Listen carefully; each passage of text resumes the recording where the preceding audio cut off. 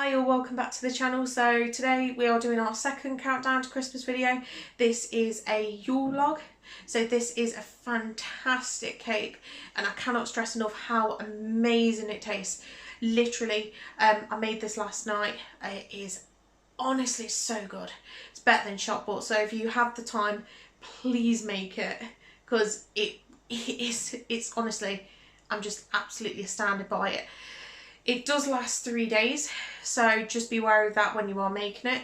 Ideally make it before Christmas if you are having family over. Make it like Christmas Eve or something if you've got time, of course. Then you can have it Christmas Day for your pudding, if you're obviously not full by that point. So please stick around, watch me make this, and here we go.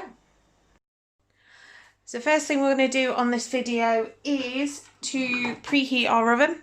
So we're going to need it at 200 normal, 180 fan, and I think it is gas mark 5. I may correct that. And then what we're going to do is, I've got my beautiful stand mixer because I didn't fancy doing this by hand because it does take a while. So we are going to need 3 eggs. So if you've got a hand mixer or you want to do it yourself, that is completely fine. The hell is that? Is that plastic? Sugar. So we'll just get these cracked in here. So that's 1.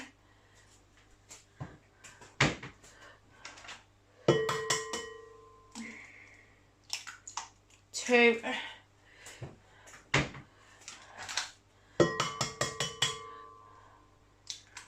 And 3. So next thing we're going to add is some caster sugar. So this will be 85 grams. If you can get golden caster sugar, that'd be even better. But as I've said in previous videos, due to the current climate, I couldn't get any. So I'm just going to use normal caster sugar. So pop that in there. And then what we're going to do is we're going to get this whisked for 8 minutes approximately, until it is nice and fluffy. So we'll just get this popped down.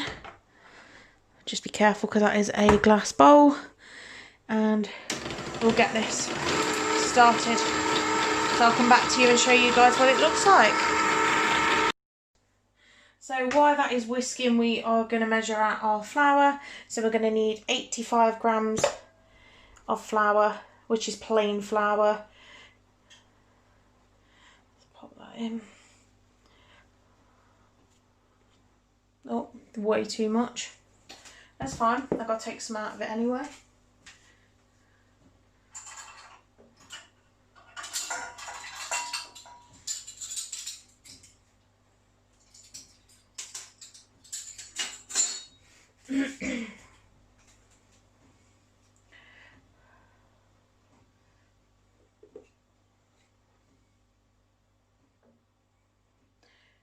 So that should be, come on, 85. And then we're going to need to take out 2 tablespoons of this. So this is to equate for the cocoa powder. So I'm just going to go across like that.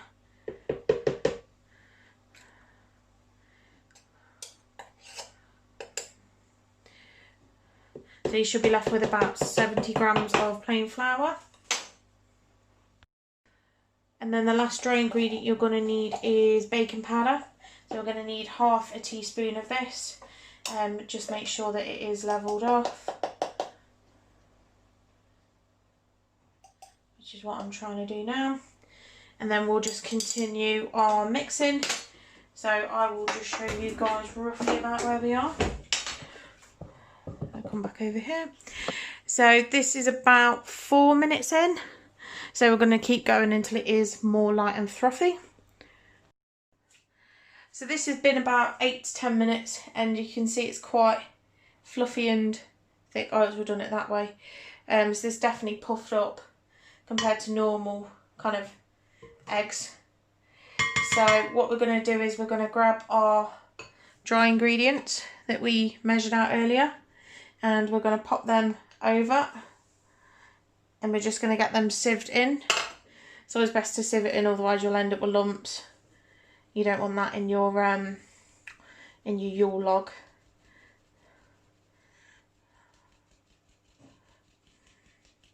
We're just going to get all these bits out as much as we can. Don't worry guys, my hands are clean. So that's that one. And then we're just going to lightly fold it in. You don't want to knock all the air out.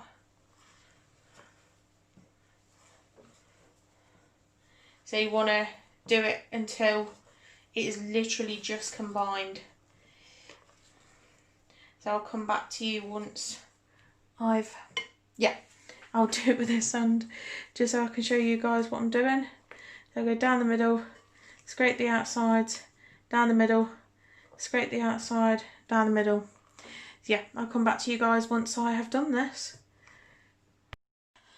So now that's all pulled into your Swiss cake tin mould.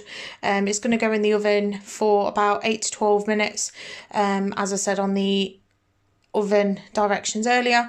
It will be a case of you just got to butter your tin and line it, and then that should be okay. So now we've got the icing sugar on the clean tea towel. What we're going to do is we're going to work quite quickly and try and roll it up. Just make sure it doesn't break. If it does crack, then we can just fill it in with icing, but the idea is not to get it to crack. And then what we're going to do is we're going to leave that to cool down, just in its kind of roll there. We'll pop that there just to cool. So this is the cake now. It's been in the fridge setting overnight. As you can see, this bit's up, but that's because I've rolled it in a tea towel. So what we're going to do now is going to prep our double boiler. So we've got our lovely little kind of pan here. Let me just zoom into it. Ooh, too far. Come on. That'll do. Okay, so we're going to need 140 grams of dark chocolate. I've gone with this specific brand, just because that was the only dark chocolate I could get. So yeah, as I said, you're going to need 140. So I'm just going to get this all broken up and added in. Also, just to add in the double boiler, you're going to need 50 grams of butter. Also as well, please be careful because this will get hot. So if you are tempted to do this, children, please get an adult to help you. Just because, as I said, it's going to be extremely hot.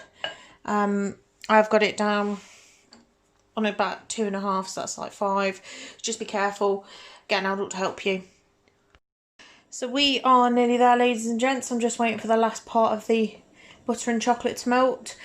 Just be careful with this as well that you don't get water in it, otherwise it will seize and it'll end up in a massive block, and you don't want that. So I'm just going to do the last little bits. Just be careful as well with the steam that's coming out. As I said, you don't want to burn yourself. So we're pretty much nearly there. What we're going to do to this one now is to add 5 tablespoons of double cream in this. So as I said before, heavy whipping cream. So yeah, just whatever you guys have got really. So that's 3, 4 and 5.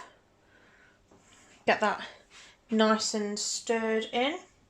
So what we're going to add in now is 1 tablespoon of golden syrup when the lid doesn't want to stick.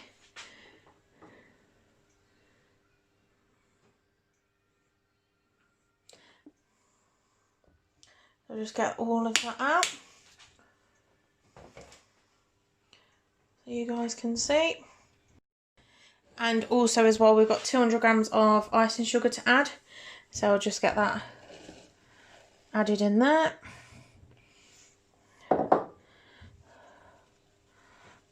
So just gonna get it, shimmy it as much as I can and keep it in the bowl.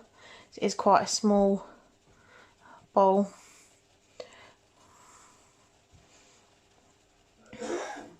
And then it'll be a case of you just need to whisk it until smooth. So I'll come back to you guys once I've done that. So now that is all sieved in, it's just going to be a case of mixing it all together until it's all smooth. It's probably going to go quite thick.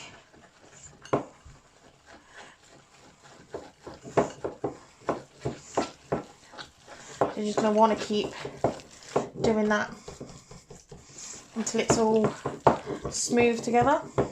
I'll show you guys kind of at this kind of stage, so probably need a little bit more. Could have done with my stand mixer for this, but I've got a cream in it. Oh, there's a camera there.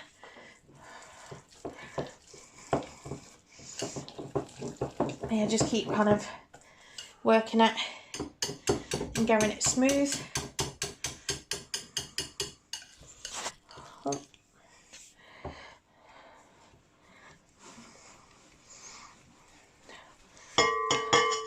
There we go.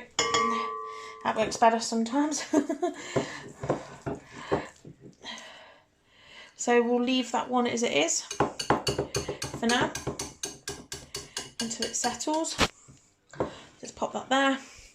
And in this one, we have got the rest of our double cream. So altogether it was a 300ml bottle. I am just going to add a bit of vanilla in there to this, so at least it tastes of something. So I added about a teaspoon in there.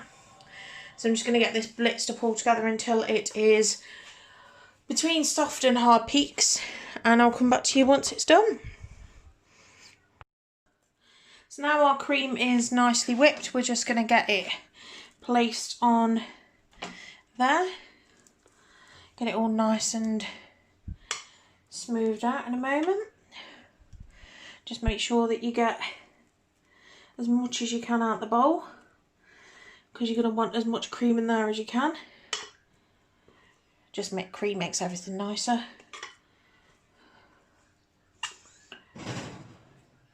Alright, Mr. Tray, stop panicking.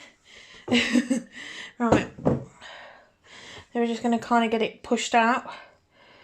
I should have really used a spoon for this. Let me get a spoon.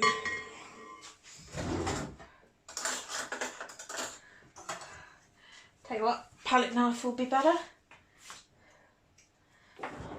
Hopefully. Right, so I'm going to twist this way. I'm a bit of a weird person when it comes to like spreading and stuff. I have to have things at an angle. You want to kind of make sure that everything is evenly covered, as much as you can do anyway. So you kind of want everybody to get a equal slice of cream. So I'll just get that smoothed out, guys, because I'm struggling, and I will be back to you guys once I've done it. So now here's the fun bit of rolling it back up. So as you can see, the outside of mine is fairly decent. I'm actually quite surprised. So that is it, pretty much rolled. I'm quite impressed. So what I'm going to do is I'm going to put this in the fridge with some cling film over it for now, just to set up while I'm waiting for the other frosting to cool down. You don't want to be pouring it on a cake full of fresh cream and then essentially boiling it and making it melt. I'm just going to scrape that and put that in the sides. Obviously, if you're better planned than I am, you'll kind of not get it right up to that edge. But that is pretty much it for now. So I'll come back to you guys once that's ready. So now that's chilled for a bit, hopefully we can get some of this icing on. That's a bit thicker. So I'm just going to use my palette knife here. We're just going to try and spread it on. Hopefully it doesn't break too much. If it does, then I'll just wait for it to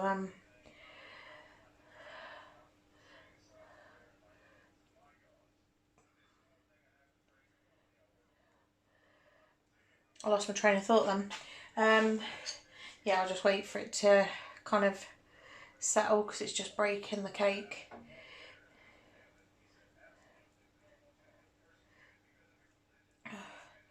So I'll come back to you guys once I've iced this. We're going. Right, so just to show you guys, that is the first layer of icing on there. So I've kind of done that as a crumb coat. I have got a little bit left in the bowl, so I'm just going to touch up the edges and everything once this is set in the fridge for about 15-20 minutes. And I'll come back to you guys and we can finish it off then. So that is it iced with it pretty much done. So it's going to be a case of we're going to do our kind of pattern now. So of course you can do it how you want. You can do it with a fork if you wish. I'm just going to kind of drag it across.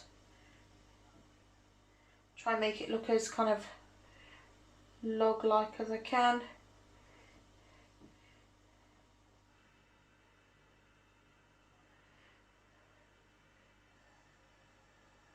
So you guys can decorate it how you want. It's just I'm just trying to go for a traditional kind of branch-esque thing, which is going quite well actually. To be fair, I didn't have much of the icing left, which is kind of good, because I can't imagine trying to fit much more onto it, to be honest. Try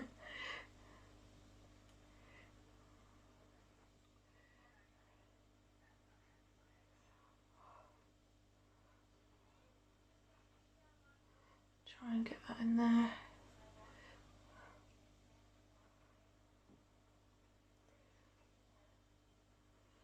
There we go, that's that one.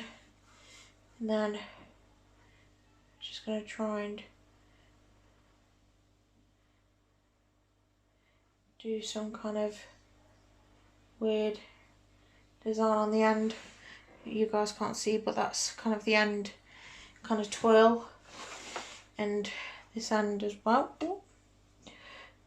By the way, I did stick the cake down with a bit of icing, so if you do want to do that then feel free. So that is that down.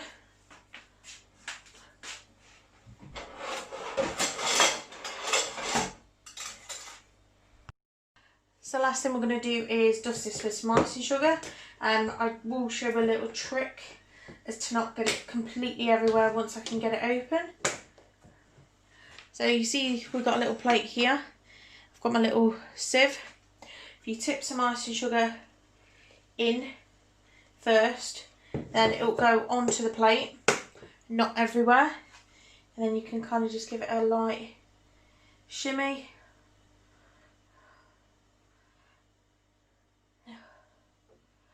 To look like snow.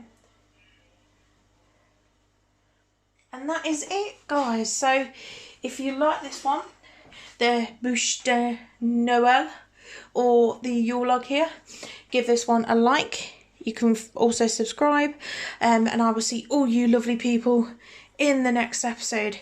See you later. Just as a little extra to show you guys, look how perfect that is. I'm dead impressed with that. But yeah, kind of little bonus scene while I wrap it up and put it in the fridge.